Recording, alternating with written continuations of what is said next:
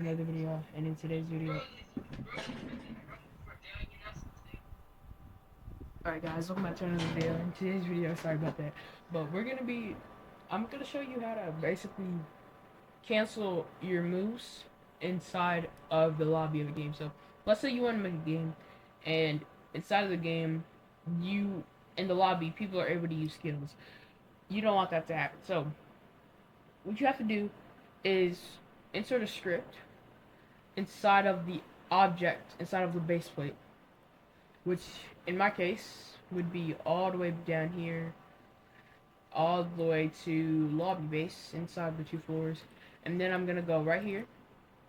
And then what I did was I inserted a remote event inside of here that's called disable event, and from here I did local DE, which is the remote event, is equal to script.disable event. Now the remote event is going to be used to fire to the client, which is the script that I want to be disabled, because all the way here, I think it's here.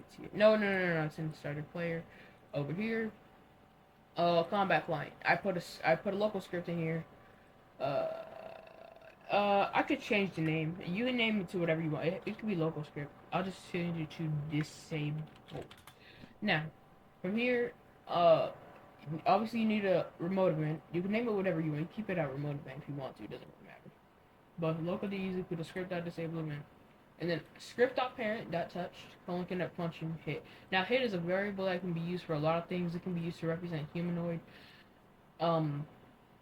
It's I actually see what it says because I forgot what it says. Hit. And then if base part. So it says base part. So it's basically a variable, but it still works. So don't worry about that. So when you use if hit, then it basically will look for anything as the variable. Now you might be like, that doesn't make sense because hit isn't necessarily a human, but Roblox Studio interprets what you're saying, interprets this as a human, alright? Because it'll check and then it'll disable it. It's very confusing, but when you put like player, like let's say I put player in here, it wouldn't work. I don't think it would work. Usually when you put player in here, when you're trying to access just the player in general, it usually doesn't work. So that's why sometimes people will do hit.humanoid when they're trying to deal damage to the humanoid group. I mean just humanoid. So from here, use if hit then DE firewall clients. Now what firewall clients is it's a event inside of the remote. It's an event inside of the remote event called save event, which is our remote event.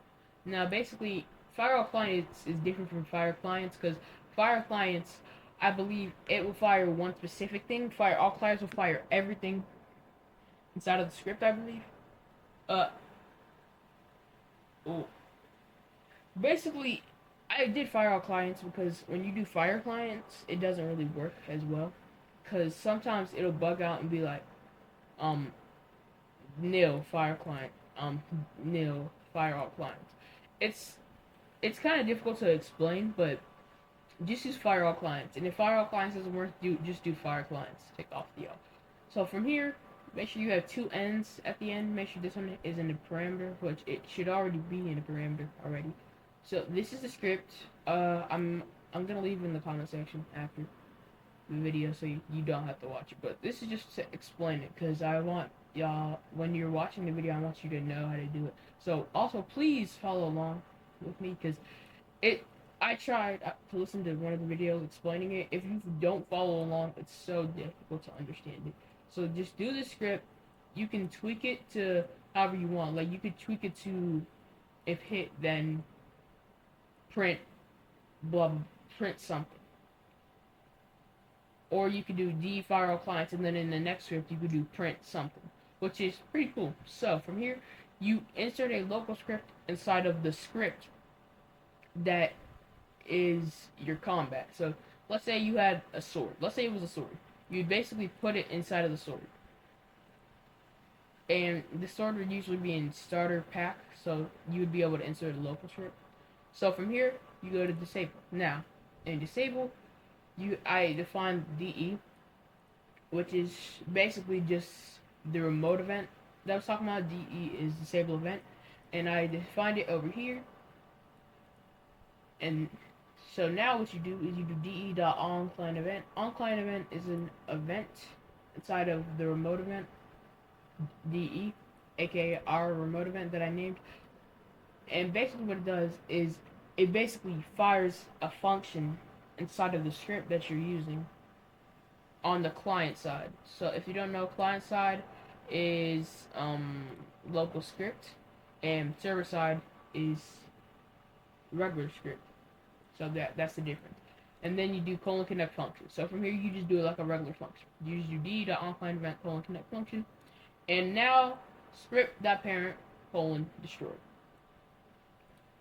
And let's run it. Now, usually what it would do is if I were to enable this. So look, sorry about the running. I was trying to make my own animations. I'm gonna be honest with you, I'm trash at making animations, so that's my fault. But as you see, I'm clicking my mouse button and it's not doing anything. Now,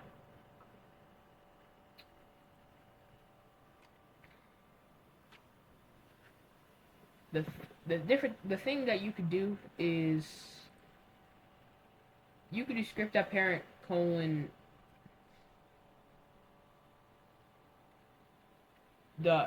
enabled is equal to false. I'm pretty sure you could do that because I'm pretty sure it'll still work. I'm gonna test it because it makes the other part I'm about to do a lot easier for us. Let's see.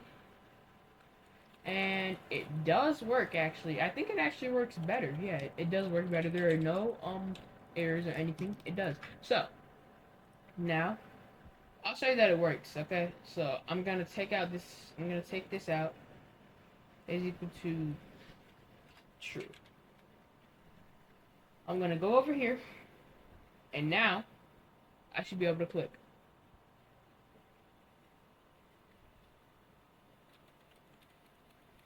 Yeah, look at that. It's so interesting what coding can do. It really is. So now, uh, anyways, so now from here, what you do is you go all the way over here,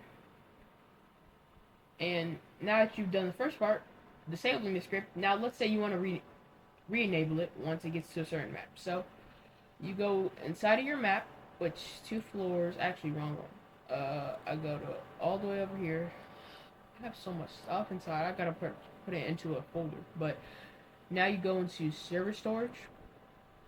You would whatever the map is called. My map is called Oceans. You put a script inside of it, so you can also fire to the client once again, so you can get it again. So you define you define your script. After you define your script, you wanna use script. Oh yeah, enable is what it's called because this you're gonna be enabling with this event. So from here you do script.parent.touch : connect function. It's the same exact thing except you're trying to enable it. So you have to define your remote event, define the map, which is script.parent, and inside of here you do the same thing. Hit inside of the parameters, and then you do if hit, then, and then you do RE : fire lines. Once again, I explained it earlier, so you should know what it is. Now from here, you want to go inside of the script, and then you want to put in local scripts, and now you can. I'm gonna name it to enable. Keep everything nice and organized. Enable, and now you go to local DE. I'm sorry, E for enable is equal to game dot where is it? So I'm basically trying to get the remote event. So it's game dot server storage dot oceans. Oh no, maps dot oceans dot script dot enable, which is our remote event. And then from here, what you do is you get it and do. I think I just like to skip the line. It makes it look more neat. But you can do e dot on client event connect function, and after you go to the function, open in parameters, go right here, and now you put. Oh, I forgot you have to get your script as well. Make sure you get your script. Don't forget what I did. Like I said, I want to make it neat. It's local script you want to enable. So script enabled is equal to script dot parent, and then se dot enabled is equal to true. Now disable true. So false. I'm gonna really quickly. Sorry if this was a little long. Like I said, you can just copy and paste the script if you don't want to deal with all that. I mean, I probably should have said it at the beginning, but if you look in the description, you should be able to see it anyway. So from here, I'm going to do something real quick. So to test it out, all you have to do is just go to, I think it's view, test, and then you press play. You press this little arrow right here. You I'm sorry, not yet.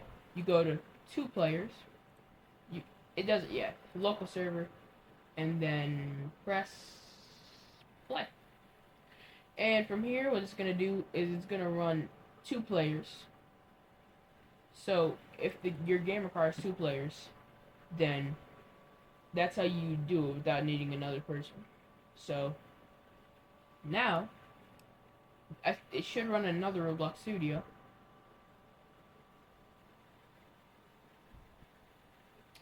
Why did it not put my other player in the game yet?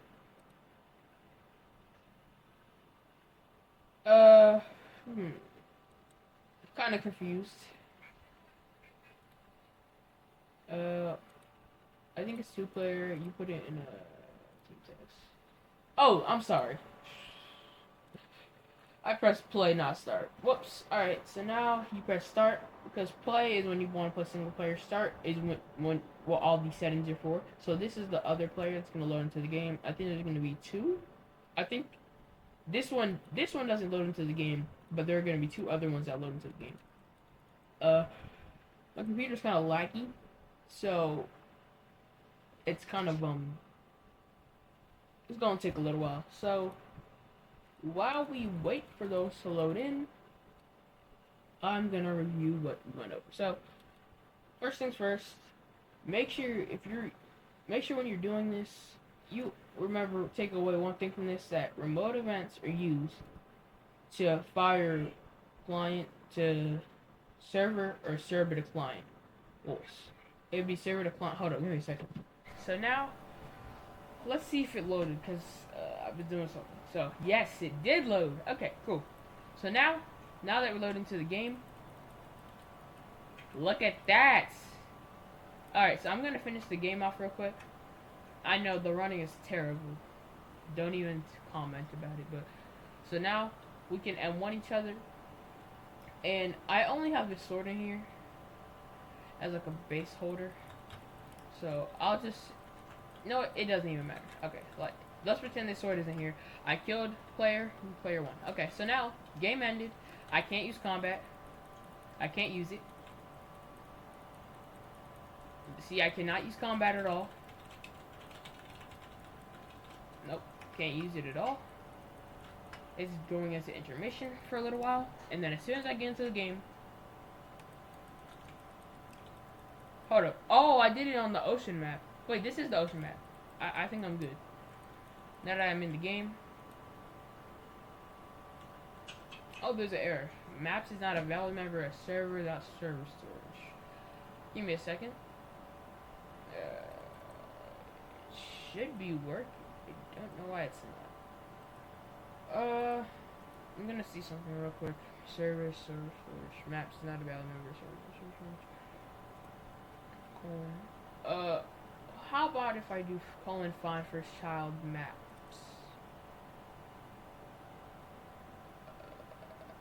Colon find first child. What did I do over here? Did I do?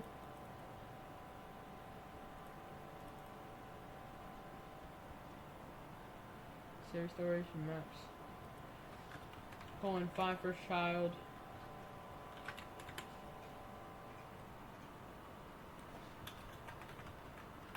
My first child. What the map does for me is basically what it does is it's in server storage and then it switches to go to workspace. So what I had to do is I had to change it, and instead of server storage I had to do game.workspace for wait for child oceans. I did wait for child instead of find for child because it's finding oceans. But when you do wait for oceans, it's like, okay, we're not gonna continue this until we wait until we see oceans, and then it'll continue. So that's it. And hope you enjoyed this video, and I'll see y'all in the next one. And just peace, right? And make sure you use this wisely. I don't know what I'm talking about. Stay on 24 and peace. AM 24/7. Sorry, keep messing it up.